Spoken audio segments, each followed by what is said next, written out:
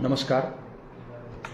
मी सर्वप्रथम सर्वच उपस्थित असणाऱ्या वेगवेगळ्या प्रसार माध्यमाच्या वेगवेगळ्या वाहिन्यांच्या प्रतिनिधींचं या ठिकाणी राष्ट्रवादी काँग्रेस पार्टी बीड जिल्हाच्या वतीनं इथं मनपूर्वक स्वागत या ठिकाणी सर्वप्रथम करतो.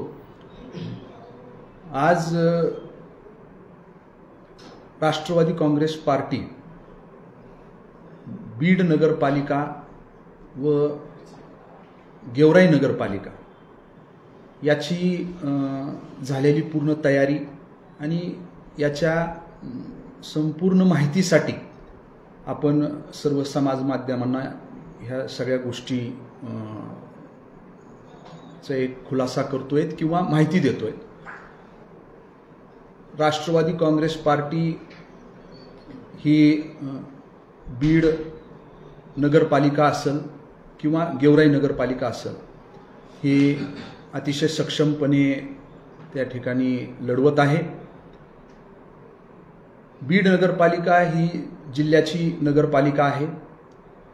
या ठिकाणी 26 प्रभाग आणि 52 नगरसेवक आणि नगराध्यक्ष पदाच्या जे काही उमेदवार आहेत त्या महिला अनुसूचित जातीसाठी आरक्षित असणारं हे पद, ह्या सर्व जागा आम्ही अतिशय सक्षमपणे चांगले उमेदवार त्या ठिकाणी देऊन या आम्ही लढवत आहोत.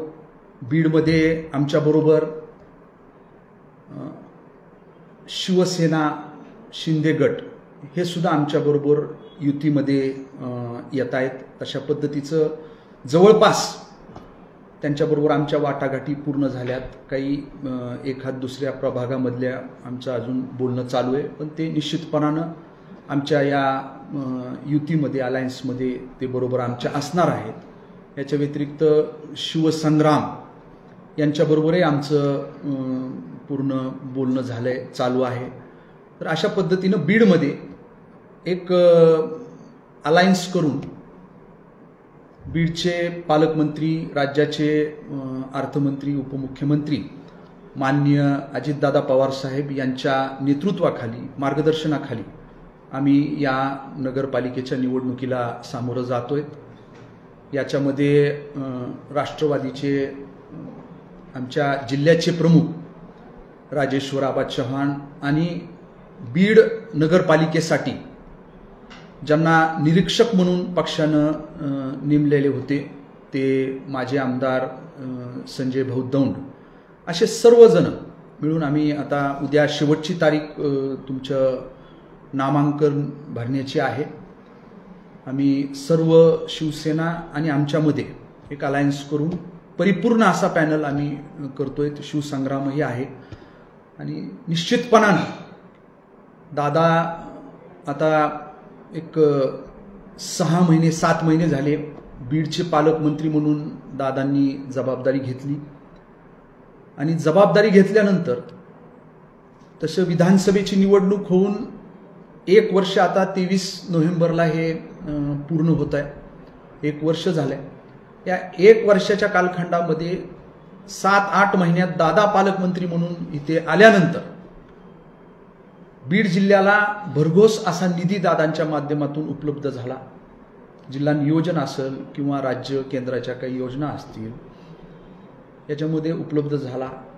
झुकतं माप देण्याचं काम बीड जिल्ह्याला आणि त्यातल्या त्यात बीड शहराला हे दादांनी केलेलं आहे.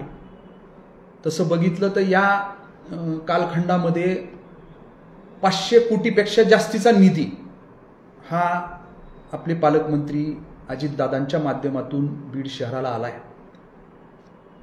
स्थानिक स्वराज्य संस्थेच्या निवडणुका ह्या पेंडिंग होत्या, कोर्टामध्ये विषय चालू होता. जवळपास 4 वर्षापेक्षा जास्तीचा कालखंड या निवडणुका ह्या रखडल्या गेल्या. त्याच्यामुळं या सर्व संस्थांवर प्रशासक होते. बीड नगरपालिकेवरही प्रशासक त्या ठिकाणी या काळात होतं. गेवराई नगरपालिकेवर प्रशासक होतं. कुठलीही बॉडी तिथं अस्तित्वात नव्हती. त्याच्यामुळं काम करण्यासाठी कुठलीही अडचण त्या ठिकाणी आली नाही, अडथळा आला नाही. कारण एका विचाराची तिथली बॉडी असली आणि एका विचाराचं जर कुणी लोकप्रतिनिधी असेल, आमदार असेल किंवा मंत्री असतील तर अनेक अडचणी येत असतात. परंतु तसं झालं नाही आणि त्याच्यामुळं असा सकारात्मक परिणाम झाला की बीड नगरपालिकेच्या माध्यमातून भरघोस निधी आणता आला. कामं बीड नगरपालिकेच्या माध्यमातून या प्रशासकाच्या कालखंडामध्ये आम्हाला करता आली. आणि गेवराई नगरपालिकेमध्ये सुद्धा या 1 वर्षाच्या कालखंडामध्ये विधानसभेच्या निवडणुकीनंतर गेवराई शहरामध्ये सुद्धा दादांच्या नेतृत्वाखाली आम्ही जवळपास 50 कोटी रुपयाचा निधी त्या शहरामध्ये या 1 वर्षाच्या कालखंडामध्ये आला. त्याच्यामुळं लोकांना, मतदारांना, बीडकरांना किंवा गेवराईकरांना आता कुठलं काही सांगण्याची गरज मला असं वाटत नाही पडेल म्हणून. कारण की त्यांनी हे सगळं बघितलंय. तसं बघितलं तर बीड ज्या काही जिल्हा आहे त्याच्यामधलं थोडंसं राजकीय आपण समीकरण जर पाहिलं, गणित जर पाहिलं आपण, तर राष्ट्रवादी काँग्रेस पार्टीचे आमदार म्हणून गेवराईमधनं मला लोकांनी संधी दिली. माजलगावमधनं राष्ट्रवादी काँग्रेस पार्टीला संधी आदरणीय प्रकाशदादांच्या माध्यमातून दिली. परळीमधनं राष्ट्रवादी काँग्रेस पार्टीचे उमेदवार म्हणून आदरणीय धनंजयजी मुंडे साहेबांना लोकांनी संधी दिली. तुमचं केज अंबाजोगाईमधनं भारतीय जनता पार्टीच्या नमिताताईंना संधी दिली. बीड विधानसभा मतदारसंघ हा राष्ट्रवादी काँग्रेस पार्टी शरद पवार साहेबांच्या गटाकडे त्या ठिकाणी इथले लोकप्रतिनिधी म्हणून त्यांना आमदार म्हणून संधी लोकांनी बीडकरांनी दिली. तिकडे केज आष्टी पाटोद्यामध्ये आदरणीय सुरेश अण्णांना तिथं संधी मिळाली. मला सांगायचं हे असताना 3 राष्ट्रवादी काँग्रेस पार्टीचे आमदार हे निवडून आलेले असतानाही दादा पालकमंत्री झाल्यानंतर जिल्हा नियोजन समिती असेल किंवा वेगवेगळ्या विकास कामांच्या माध्यमातून असेल, बीड शहराला हे झुकतं माप देण्याचं काम दादांनी केलं. सांगायचं मला एवढंच आहे की दादा हे कुठंही गट तट राजकारण, हा माझा माणूस, हा विरोधातला किंवा हा माझा मतदारसंघ, हा माझ्या पक्षाचा नाही, असा कुठंही दुजाभाव न करणारं अतिशय व्यापक दृष्टिकोन ठेवून आणि विकासाचं राजकारण करणारे आमचे दादा या ठिकाणचे पालकमंत्री आहेत. आणि त्यामुळं इतका भरघोस निधी आज शहरामध्ये आला. उद्या ही नगरपालिका राष्ट्रवादी काँग्रेस पार्टी आणि युतीच्या आमच्या ताब्यात आल्यानंतर दादा हित पालकमंत्री आहेत. कशा पद्धतीनं या शहरामध्ये कामं होतील, निधी येईल, हे लोकांना लक्षात आलेलं आहे.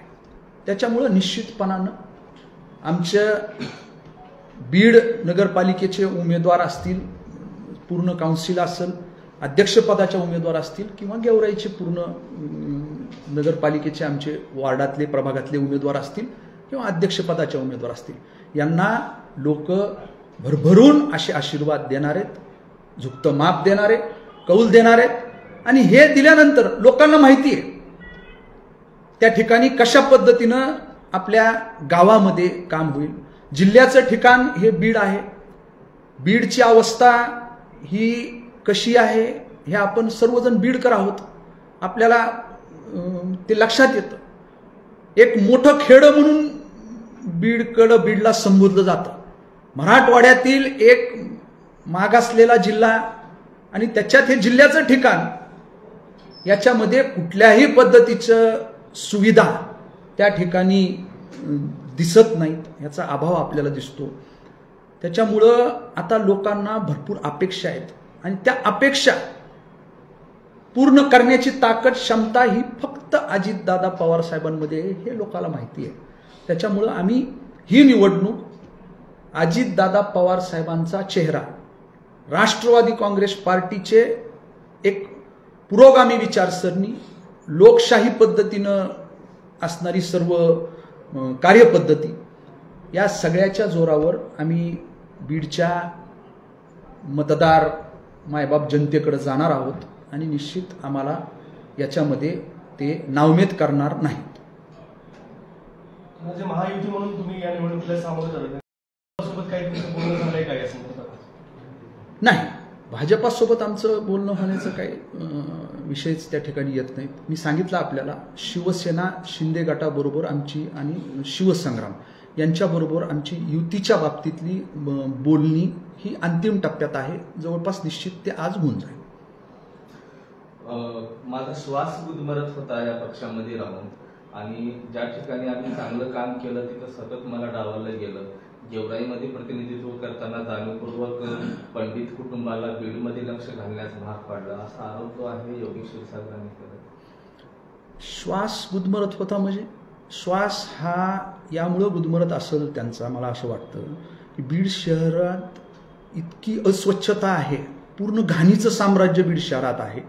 कदाचित त्याच्यामुळे त्यांचा श्वास गुदमरत असेल. आपण थोडं त्याचा वेगळा अर्थ काढला असेल मला असं वाटतं, पण खऱ्या अर्थानं त्याच्यामुळे श्वास गुदमरत असेल की नगरपालिकेची अवस्था ही काय ते त्याच्याहून, त्यांच्या त्या विधानाहून लक्षात आपल्याला सगळ्याला घेतलं पाहिजे आपण.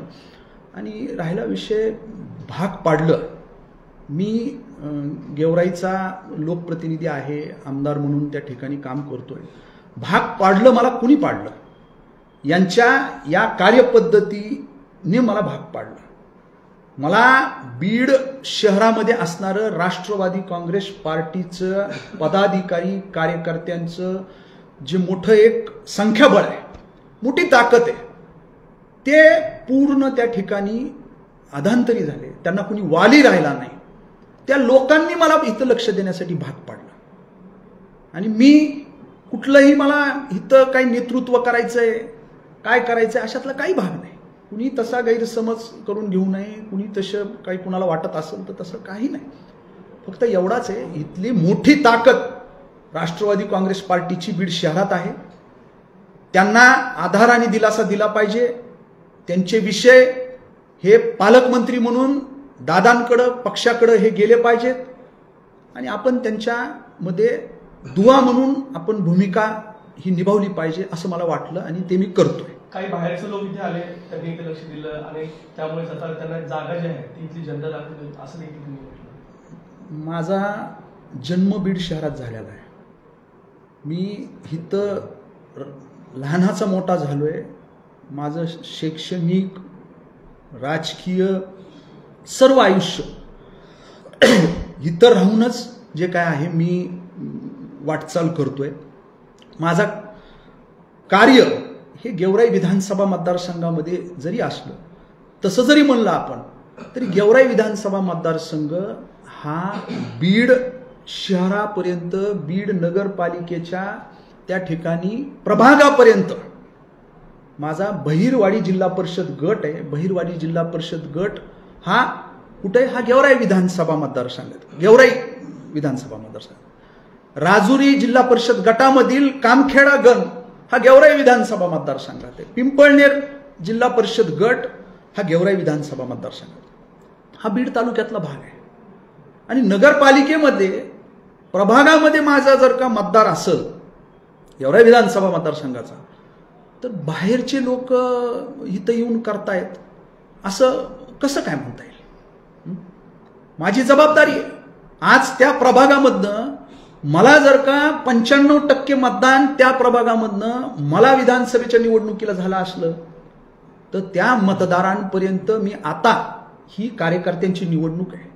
माझ्या लोकांसाठी, माझ्या पक्षाच्या उमेदवारासाठी मी तिथं जाऊन जर त्यांना आव्हान करत असेल किंवा त्यांना विश्वास देत असेल की मी तुमच्यासाठी, तुम्ही मला लोकप्रतिनिधी आमदार म्हणून निवडले, तुम्ही या प्रभागामधनं आमच्या ह्या विचाराचा, आमच्या पक्षाच्या उमेदवाराला तुम्ही आशीर्वाद द्या, तर त्याच्यामध्ये गैर काय नाही. राष्ट्रवादीची घडी विस्कटण्यामध्ये आणि पालकत्वाची भूमिका बजावण्यामध्ये अजितदादा हे फेल झाले आहेत असं देखील योगेश क्षीरसागर म्हणतात. हे फारच हास्यास्पद आहे. मला असं वाटतं की बालकांनी पालकाला शिकवण्याची गरज नाही आहे. ते दादा हे राज्याचे उपमुख्यमंत्री आहेत आणि सगळ्यात अनुभवी विधिमंडळातील सदस्य आहेत. अर्थमंत्री म्हणून सगळ्यात जास्त अनुभव असणारे त्या महाराष्ट्रातील एकमेव नेता. राज्याची आर्थिक घडी त्यांच्या नेतृत्वाखाली त्यांच्या माध्यमातून बसवली जाते. त्यांना जर का अशा पद्धतीनं एखादा बालक जर ज्ञान देत असेल तर ह्याच्यापेक्षा जास्त हास्यास्पद दुसरी गोष्ट असू शकत नाही. राजे, निवडणूक अगदी काही दिवसांवर आली आहे आणि निवडणूक काही दिवसांवर आली असताना राष्ट्रवादीतील गटबाजीमुळे आता दोन वेगवेगळे भाग झाले. काही गट, एक गट दुसऱ्या पक्षात गेला. विरोधकांना कुठेतरी संधी मिळते या सगळ्यामुळे राष्ट्रवादीतील या वादाचा फायदा विरोधकांना होईल असं वाटतं किंवा याला जोडून एक की नेमकं योगेश क्षीरसागर यांनी भाजपमध्ये प्रवेश केल्यामुळे काय राष्ट्रवादीला परिणाम होईल का, नेमका तो कशा पद्धतीने? याला कुठलाही यामुळं परिणाम हा राष्ट्रवादी काँग्रेस पार्टीचं जे काही केडर आहे, आमची जी काही ताकद आहे, याच्यावर कुठलाही परिणाम त्या ठिकाणी होणार नाही. हे बघा, कुठलीही घडी विस्कटलेली नाही. घडी बसवण्यासाठी आणि घडीला काटा जोरात त्याचा त्या ठिकाणी गजर होण्यासाठी आम्ही सगळेजण ताकदीनं कामाला लागलोय. फक्त एवढाच विषय झाला की नामनिर्देश भरण्याच्या, नामांकन भरण्याच्या तारखेच्या आदल्या दिवशी राष्ट्रवादी काँग्रेस पार्टीचं जे केडर आहे, कार्यकर्ता, ही निवडणूक ही आमची निवडणूक नाही, आमची झाली निवडणूक, ही कार्यकर्त्यांची निवडणूक आहे. ज्या कार्यकर्त्यांनी त्यांना विधानसभेच्या निवडणुकीत 1 लाखाच्या घरामध्ये तेवढे मतदान त्यांना मिळवून दिलं, 94-95 हजार मतदान त्यांना मिळून ज्या कार्यकर्त्यांनी दिलेलं आहे, त्या कार्यकर्त्याची निवडणुकीच्या ऐन त्या ठिकाणी ती वेशीत आल्या असताना त्यांना खिंडीत गाठण्याचं काम आणि त्यांना त्यांच्या पाठीत खंजीर खुपसण्याचं काम, हे दुष्कृत्य या बालकांनी त्या ठिकाणी केलंय. आणि मला असं वाटतं की ह्याचा कुठलाही परिणाम झाला नाही. गट गेला, कुणी व्यक्ती गेला असेल, केडर मी तुम्हाला सांगतोय, संघटन तशाला तसं खाली आहे. कुणी, मी काल कुठं पाहिलं, मला कुणी दाखवलं समाज माध्यमावर, राजीनामा सत्र. जरा आपल्याला माझी विनंती आहे की ज्या कुणाचे राजीनामे कुणी असतील काही पदाधिकारी, ते पदाधिकारी संघटनेतले ते कोण आहेत याचा जर आपण अभ्यास केला तर ते कर्मचाऱ्याच्या व्यतिरिक्त तुम्हाला कुणीही दुसऱ्यांनी राजीनामा दिलेला दिसणार नाही. साहेब, पक्ष म्हणल्यानंतर पक्षांतर झाले, बंडखोरी झालं, आवक जावक ह्या गोष्टी घडतच असतात. तुम्ही दोघे मित्र होतात, काही काळ एका व्यासपीठावरती आलं, काहीतरी चर्चा झाली असेल खासगी हे सगळं सोडण्यापूर्वी, काय असं झालं असावं, काही तुमच्या कानावर एक सिनियर पर्सन म्हणून काही सांगितलं असावं योगेश क्षीरसागरांनी? हो, आम्ही एका पक्षात होतो, एका पक्षात कालपर्यंत आम्ही काम करत होतो. आता पालकमंत्री दादा आहेत म्हणून दादांचे मागच्या काळामध्ये अनेक दौरे बीड जिल्ह्यात होतात. बीड जिल्ह्याचं ठिकाण म्हणून दादांना वेगवेगळ्या कार्यक्रमासाठी तिथं दादा येत असतात. आम्ही त्यावेळेस बरोबर आम्ही राहत होतो. पण त्यांची जी पद्धत आहे, जो नगरपालिकेमध्ये मागच्या काळामध्ये 4 टर्मचे नगरसेवक राहिलेले, 5 टर्मचे नगरसेवक राहिलेले, ते जर म्हणत असतील की पक्षाचा कार्यकर्ता आणि त्यांचा वैयक्तिक माणूस, त्यांच्या ताटाखालचं माजर, अशा पद्धतीनं तुलना करून जर का ते नगरपालिकेला सामोरं जाण्याचं त्यांचं जर का प्लॅन असं, जो की माझ्या लक्षात आला त्यांच्या बोलण्यामधून. त्यांनी ज्या वेळेस मला म्हणले की बाबा ह्याला तुम्ही हाताळू नका, हे नगरसेवक त्याला हाताळू नका, मी म्हणलं हाताळण्याचा विषय नाहीये. हे लोक जे काही आहेत हे आपल्या पक्षाचे आहेत, हे काय दुसऱ्या पक्षाचे नाही आहेत. हे राष्ट्रवादी काँग्रेस पार्टीचे नगरसेवक आहेत आणि मी त्यांच्याकडे गेलो नाही. ते माझ्याकडं दादा पालकमंत्री झाल्यामुळं एका अपेक्षाने त्यांची व्यथा आणि कथा मांडण्यासाठी माझ्याकडे येत आहेत की आम्हाला असा त्रास होतोय, आमच्याकडे कुणी आता लक्ष देईना, विधानसभेच्या निवडणुकीपर्यंत जे काय आहे आम्हाला खूप हे केलं गेलं, हाताळलं गेलं. आमचे प्रश्न अडचणी त्या ऐकून घेतल्या गेल्या आणि निवडणूक संपली की आम्हाला एकदम वाऱ्यावर सोडण्याचं काम जे काय आहे या नेतृत्वाने केलंय. अशा पद्धतीचं मला ते सांगत होते. मी त्यांना सुद्धा हे सगळ्या गोष्टी सांगितल्या. मी फक्त त्यांचे जे काही अडचणी आहेत ते आपल्याच पक्षाचे आहेत, त्या दादांपर्यंत नेणं माझं काम आहे. ते दादांपर्यंत नेतोय आणि तशाच पद्धतीने मी केलंय. मी कुठल्याही त्याच्यामध्ये इथं हस्तक्षेप केला नाही.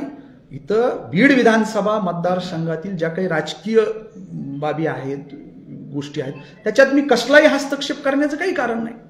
फक्त हे जे लोक आहेत हे राष्ट्रवादी काँग्रेस पार्टीचे नगरसेवक आहेत. मग आता ह्या लोकांबरोबर माझे राजकारणाच्या पलीकडं मित्रत्वाचे संबंध आहेत. ते मला त्या ह्यानी आता मी एक जबाबदार राष्ट्रवादी काँग्रेस पार्टीचा आमदार म्हणून माझ्याकडे जर का ते विषय घेऊन येत असतील तर त्याला मी हाताळतोय त्यांना असं म्हणता येईल का? मी फक्त एक नेहमी सांगतो, दुवा बनण्याचं मी काम केलेलं आहे. जे खरं ते मी खरं दादांपर्यंत नेलं. त्याच्यामध्ये दादांनी निर्णय घ्यावा, आदरणीय तटकरे साहेबांनी जे प्रांताध्यक्ष आहेत त्यांनी निर्णय घ्यावा, अशा पद्धतीची माझी भूमिका होती. निवडणुकीमध्ये सूत्र आपल्या हातात असावेत, आपण म्हणेन तशाच पद्धतीने व्हावं, अशा पद्धतीचा कुठेतरी हट्ट होता का? आणि नेमकं मैदान समोर आलेलं असताना आपण काही कुठल्या गोष्टी करू शकत नाही म्हणून कुठलं तरी कारण सांगायचं किंवा पक्षावरती सांगायची अशा पद्धतीने काही भूमिका झाली आहे वाटतं? हो, 100%. आता ह्याच्यामध्ये तुम्ही ह्याच्याबाबत सविस्तर आमचे या बीड नगरपालिकेचे निरीक्षक जे आहेत माझे आमदार संजय भाऊ दौंड यांच्याबाबत त्यांना सविस्तर विचारा. ह्या बीड नगरपालिकेची निवडणुकीची प्रक्रिया सुरू झाल्यापासूनच तुम्ही थोडं माहिती घ्या. इथं मी जे पुढं येऊन जे काही हे जबाबदारीनं कामाला लागलो हे 3 दिवसापूर्वी. नाहीतर राष्ट्रवादी काँग्रेस पार्टीनं सगळी प्रक्रिया निवडणुकीची जशी पद्धतीनं असती ती सगळी प्रक्रिया केली. त्या प्रक्रियेत मी होतो का? राष्ट्रवादी काँग्रेस पार्टीनं पक्ष कार्यालयामध्ये जिल्ह्याच्या पक्षाचे अध्यक्ष, पक्षाचे आमचे वेगवेगळे पदाधिकारी जिल्हा स्तरावरचे आणि निरीक्षक संजू भाऊ दौंड यांच्या माध्यमातून मुलाखती झाल्या. त्या मुलाखती 2 दिवस, मला वाटतं 1.5 दिवस मुलाखत चालल्या. तिथं कुठेही मी उपस्थित नव्हतो. आमच्या शिवाजीराव पंडित कुटुंबियाचं कुणीही तिथं उपस्थित नव्हतं. मला काही माहिती नव्हतं. माझ्याकडे जेवढे आले लोक की आम्ही इच्छुक आहोत त्या निवडणुकीसाठी, ते लोक पूर्ण मी म्हणलं तुम्ही तिथं रितसर तुमचा बायोडाटा, तुमचा अर्ज, तिथं मागणी अर्ज जे काय इच्छुकांचा त्या मुलाखतीच्या तिथं तुम्ही जा, मुलाखत द्या आणि तो अर्ज द्या. आम्ही त्या प्रक्रियेत कुठेही नव्हतो. परंतु शेवटच्या क्षणी जेव्हा अशा पद्धतीनं चाललं, ह्याच्यामध्ये मागचे 16-17 नगरसेवक हे एका बाजूला होते आणि त्या 16-17 नगरसेवकांना कुणालाच उमेदवारी आम्ही देणार नाही, हे सोडून आम्ही हे करणार, मग आम्ही एवढेच करू, मग त्याच्यामध्ये आम्ही ठरवू कुणाला द्यायची. 16-17 नगरसेवक जे मागच्या काउन्सिलमध्ये होते त्यांना डावलून कुणीतरी त्यांच्या ताटाखालचं मांजर हे करण्याचा ह्यांचा जो काही प्लॅन होता तो लक्षात आला आणि मग पक्षाने हे केलं. असं जमणार नाही म्हणून निरीक्षकांनी थेट दादांना याच्या बाबतीतला अहवाल दिला की अशा पद्धतीनं चालू आहे की आम्ही एबी फॉर्म आमच्याकडे पाहिजे, आम्ही ठरवू. अहो 225 पेक्षा जास्त माझ्या माहितीप्रमाणे मुलाखती इच्छुकांनी दिलेल्या आहेत आणि अध्यक्षाचं मी बघल, मी ठरवल. तुम्ही थोडी माहिती घ्या. अध्यक्षाचे तिथं दिलेले जे काही हे आहेत इच्छुकांचे अध्यक्षपदासाठी, त्याच्यामध्ये 2 जण जे काय आहेत त्यांचे कर्मचारी आहेत किंवा त्यांचे घरचे कर्मचारी आहेत. असं कर्मचाऱ्यांच्या अशा पद्धतीने जर होत असेल तर त्याला काही अर्थ राहणार नाही. हे पक्ष नेतृत्वाच्या लक्षात आलं, प्रांत अध्यक्षांच्या लक्षात आलं, दादांच्या लक्षात आलं आणि त्यांनी सांगितलं की असं चालणार नाही. आम्ही काय तुमच्या हातात थेट एबी फॉर्म द्यायचे, मग काहीतरी म्हणायचं की 35 वर्ष आमच्याकडं नगरपालिका आहे, आम्ही ठरवू, आम्हाला माहिती. अहो ते जिल्हाध्यक्ष निरीक्षक हे कशासाठी आहेत? म्हणजे हे अशा पद्धतीची आडेलतट्टू भूमिका होती आणि ती पक्षाने कुठेही खपून घेतली नाही. पक्षाने सांगितलं असं होणार नाही.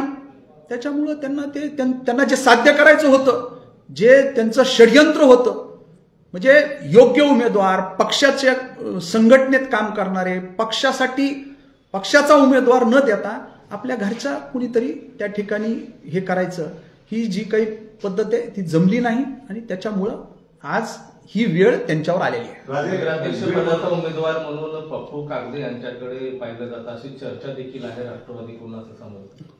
नाही, बघा कसं आहे, आम्ही प्रभागाचं जे काही आहे 52, शिवसेना, आम्ही आणि शिवसंग्राम, राष्ट्रवादी काँग्रेस पार्टी, असं हे मिळून आम्ही सगळ्याच्या विचारानं, आमचे निरीक्षक, जिल्हाध्यक्ष, आमचे शहरातले पदाधिकारी, जबाबदार लोक यांच्या विचारानं हे एकमतानं ज्या त्या ठिकाणी कोण आहे, सामाजिक समतोल तुम्ही राखा, या सगळ्या गोष्टी करा, अशा पद्धतीचे आदेश आम्हाला होते आणि त्याच्यातनं आम्ही ते 52 परिपूर्ण असे उमेदवार केलेले आहेत.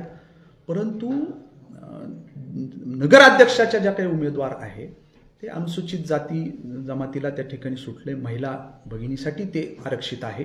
त्याच्यासाठी आमच्याकडं जे काही इच्छुकांनी हे दिलेत, मुलाखत दिले, किंवा त्याही व्यतिरिक्त जे काही आपण म्हणलात पप्पू कागदे साहेब यांचंही नाव हे आहे, तर ह्याचा विषय जो काय आहे, पक्षस्तरावरनं प्रांताध्यक्ष अजित तुमचे तटकरे साहेब आणि माननीय दादा हे दोघं उद्यापर्यंत जे काय आहे आम्हाला सांगितलंय की आम्ही इच्छुकांचे हे, आणि या व्यतिरिक्तही कुणी असेल तर आमचा पूर्ण सगळ्या गोष्टीचं सर्वेक्षण करून, सगळी माहिती घेऊन आम्ही उमेदवारी कुणाला द्यायची किंवा अधिकृत उमेदवार कोण असणार आहे हे आम्ही तुम्हाला वरतून त्या ठिकाणी कळू. परंतु त्याच्यामध्ये पप्पू कागदे साहेबांचं नाव हे आमच्या माध्यमातून एक शिफारस राज्याकडं, पक्ष नेतृत्वाकडं करण्यात आलेली आहे. राजे, बीड बरोबरच गेवराईची देखील निवडणूक होत आहे आणि गेवराईमध्ये जर पाहिलं आपण तर गेल्या अनेक वर्षांपासून पवारांच्या ताब्यात नगरपालिका आहे. यावेळेस त्यांच्या जोडीला बलरामराव पंडित देखील आले आहेत. कसं वाटतं तुम्हाला, काय वाटतं आव्हान यावर? हे बघा, आम्ही कुठलीही नगरपालिकेची निवडणूक, बीड असो किंवा गेवराईची निवडणूक असो, आम्ही त्या निवडणुकीला सामोरं जे जातोय याच्या माध्यमातून की आम्हाला कुठलंही मागं काय झालं किंवा इथं काय रडत बसण्यापेक्षा आम्ही काय करणार आहोत या गोष्टीवर लक्ष देऊन आम्ही लोकांच्या सामोरं त्या ठिकाणी जाणार आहेत. आणि मी म्हणलं आपल्याला हे प्रशासकाचा काळ होता, 1 वर्षाच्या कालखंडामध्ये आम्ही भरपूर काम करू शकलो. बीड शहर असू द्या किंवा गेवराई शहर असू द्या, 41 कोटीपेक्षा जास्त, जवळजवळ 50 कोटीपर्यंत गेवराई शहरात निधी आलाय. एका जिथं 30,000 मतदारांचं गेवराई नगरपालिका आहे, एवढा मोठा निधी जर तिथं आलेला असताना प्रशासकाच्या काळात नगरपालिका आमच्या ताब्यात दिल्यानंतर या सत्तेच्या माध्यमातून सकारात्मक असा दृष्टिकोन ठेवून आम्ही भरघोस अशा योजना, निधी त्या ठिकाणी आणू, हा विश्वास लोकांना आम्ही देणार आहेत. नाही, आम्ही त्याच्याकडे कुठल्याही आव्हानाकडे असं काही त्यांनी फरक पडणार नाही. लोकांना कळतंय की हे एकत्र जे आलेत ते एकत्र स्वतःच्या स्वार्थासाठी आलेत, ते गेवराई शहराच्या भल्यासाठी आलेले नाहीत. हे एकत्र आलेले आहेत, यांचा स्वार्थ आहे की आपण एकाकडं नगरपालिका हे करू, वेगळं वेगळं आपण जर का हे झालो तर हे आपल्याला झेपणार नाही. त्याच्यामुळे एक होऊन एकाकडे नगरपालिका देऊ, एकाकडे जिल्हा परिषद पंचायत समितीच्या नंतर होऊ घातलेल्या निवडणुकीमध्ये त्यांना आपण हे करू, अशा पद्धतीची एक अभद्र विचारातनं हे दोघं एक आलेत. यांना लोकांचं काहीही देणं घेणं नाही, त्याच्यामुळे काही फरक पडत नाही. आई निवडणुकीमध्ये डॉक्टर योगेश क्षीरसागर यांनी राष्ट्रवादीला अशी सोडचिठ्ठी दिली, अवघे 24 तास राहिले. नेमकं हे कशा पद्धतीचं षडयंत्र होतं का राष्ट्रवादीला अडचणीत आणण्याच्या दृष्टिकोनात हा सगळा घेतला गेलेला प्री प्लॅन होता? नाही, त्यांना असं वाटलं की इथं काहीच होऊ शकत नाही, पण त्यांनी निर्णय तशा एकदम आविर्भावामध्ये घेतला की सगळंच इथं ठप्प होऊन जाईल. पण मी सांगितलं इथली घडी बसलेली आहे आणि तिचा गजर अतिशय मोठ्या प्रमाणात होणार आहे. कुठल्याही पद्धतीचा विस्कळीतपणा आलेला नाही. आम्ही सगळं एक टीमवर्क करून सगळ्याला विश्वासात घेऊन कामाला लागून सगळी यंत्रणा उभा केली आहे. सगळे आमचे अर्ज तयार आहेत, एबी फॉर्म तयार आहेत. सगळे उद्या दुपारपर्यंत आमच्या सगळं परिपूर्ण असा पॅनल राष्ट्रवादी काँग्रेस पार्टीचा युतीचा अलायन्सचा होऊन जाईल. गेवराई बीडमध्ये राष्ट्रवादी विरुद्ध भाजप अशी लढत आहे? आता हे सांगता येईल, हे पिक्चर जे काय आहे चित्र कधी हे होईल, जेव्हा सर्व उमेदवार हे जाहीर होतील अध्यक्षपदाचे. कारण जनतेमधनं अध्यक्षपदासाठी वेगळी फाईट होणार आहे आणि प्रभागामध्ये वार्डामध्ये ही वेगळी फाईट होणार आहे. ते चित्र नंतर स्पष्ट होईल.